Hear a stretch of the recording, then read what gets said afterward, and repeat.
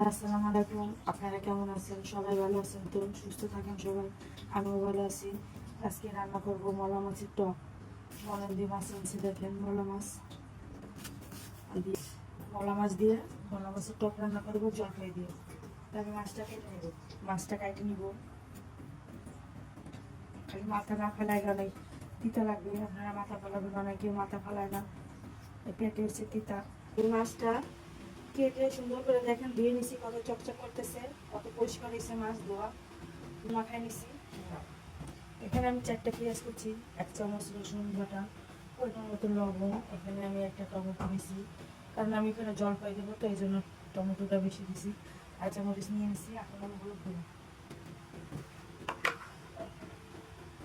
আমি 1 চামচ হলুদ দিব।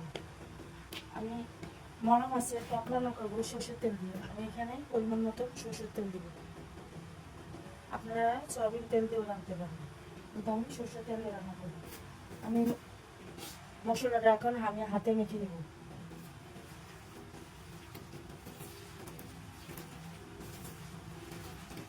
আমার মাখানো হয়ে গেছে, দেখেন কত সুন্দর গ্রান বেরোচ্ছে। আমার ছোট মেয়ে আজকে জলপাই টক খাবে, টমেটো আমি দিছি এখানে বড় মাছের। এখন আমি টক রান্না করে দেবো। আমার মাছটা মাখানো হয়ে গেছে, আমি এখানে পানি দিব পরিমাণ মতো।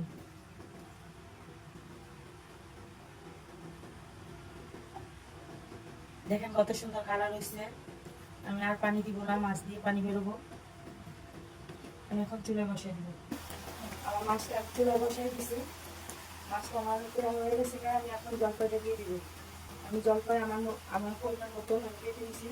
জলপাই টক আপনারা আপনাদের মতন দিবেন, কারণ বেশি টক দিলে তো আবার খাওয়া যাবে না। 4টা জলপাই দিছি, 3-4টা।